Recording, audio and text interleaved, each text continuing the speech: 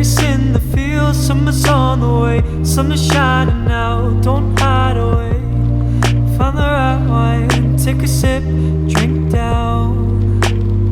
Take a longer walk out by the ocean, drift on, drift on. Deep down, deep down, deep down, you know you'll find a way, you'll find a way. By the way, in my travel city, I just spent a 4-day weekend back at home, and that was really fun. I spent it with a lot of friends, and I really do miss them. But I'm finally starting to adapt to the city. I remember I promised you guys that I would list some things about travel nursing regarding stuff I wish I knew. I just got this monitor, so there's a lot of crap on my desk. So ignore that. I'm also wearing my underwear. I hope you didn't see that either. Let's see.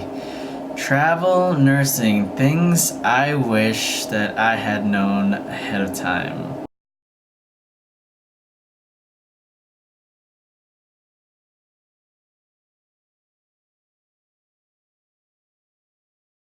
Okay, so first, I didn't know that there would be so much paperwork and modules.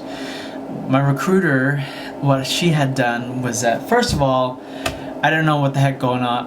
How I would start into travel nursing. The people that got me into travel nursing left, and I didn't want to bother them, so I just decided to take a research and just take a look at the internet to see what kind of travel nursing's resources were out there. And I hit up a couple of them, and I tell you, once you hit up a couple, you will get never-ending text messages and calls or whatever, because everybody's trying to recruit you into travel nursing.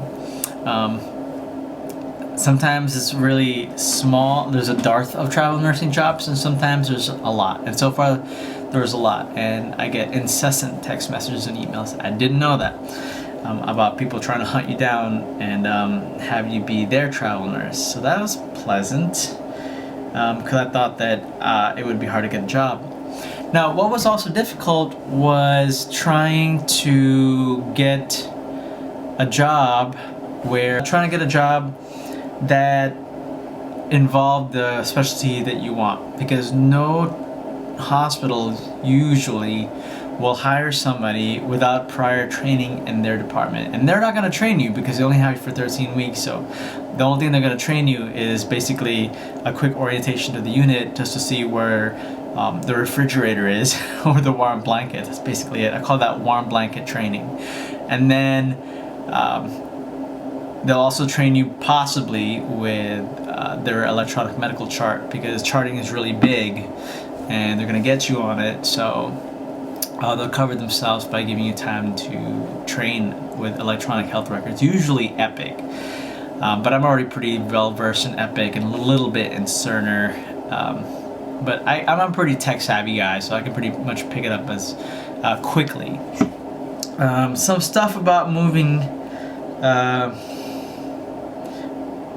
into, so I decided to my best friend that I've known for 20 years, but I haven't seen her in 5. So she has a place here, and I decided to shack up with her. That's another video. It was a little bit of an adjustment. We didn't quite pick up from where we left off, because 5 years is a long time, and people change.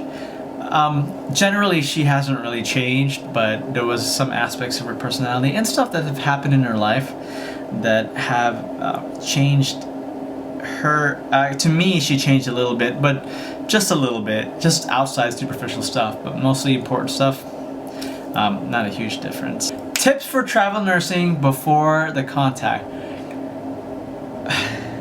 Now I'm bothered because I don't know if you saw my underwear. I was wearing underwear and I'm about to go reach over there.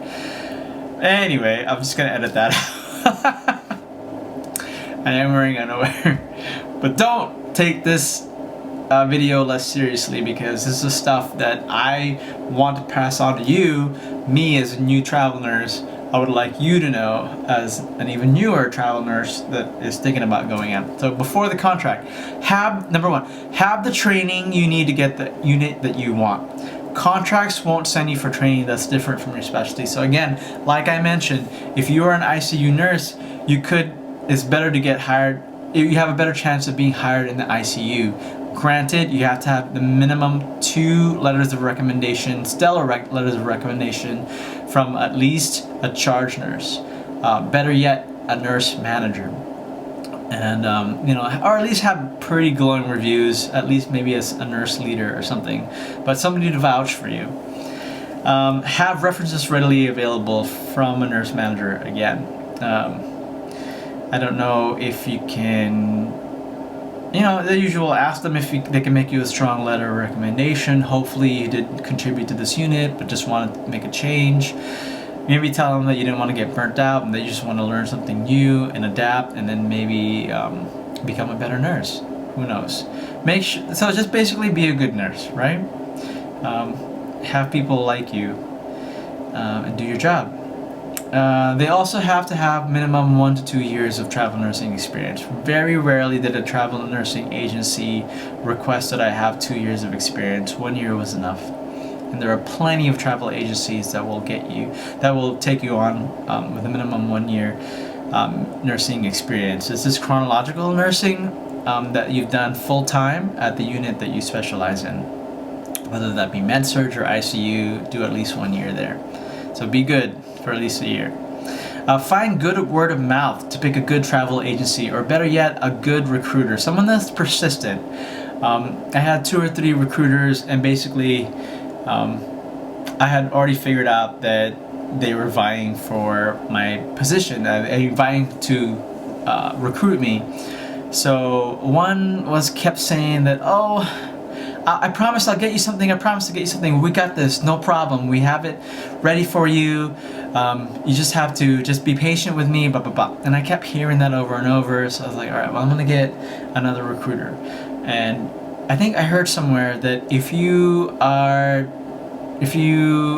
looking at travel nursing recruiters, they would be remiss if they think that they would be the only recruiter. Now, if that one recruiter has given me a job and a contract, that's my recruiter. But if you're still looking for a job and a position for a travel nurse, nobody's really your recruiter. You have to find one that gets you a job. Eventually that first one got me a job. She was true to her word. And still is. She got me a contract right after that as well, so I'm set for a year. So know the average wage for your contract and specialty. I'm gonna say off the bat, don't go looking for anything more than about $2,000 a week. Now that's a lot, because many RNs that I know, even those that are senior in California, make about $2,000 every 2 weeks. So you're making almost twice as much. Taxes excluded. So if you didn't choose the option to have somebody else do your taxes, or you do your own taxes, then you'll be getting that off of your salary.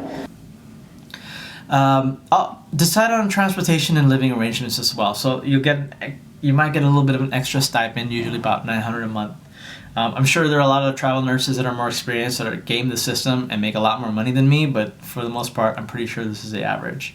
Make about $900 to $1,000 stipend for a housing situation, or that's if you want to get your own house and your own living situation. You want to find your own Airbnb or whatever.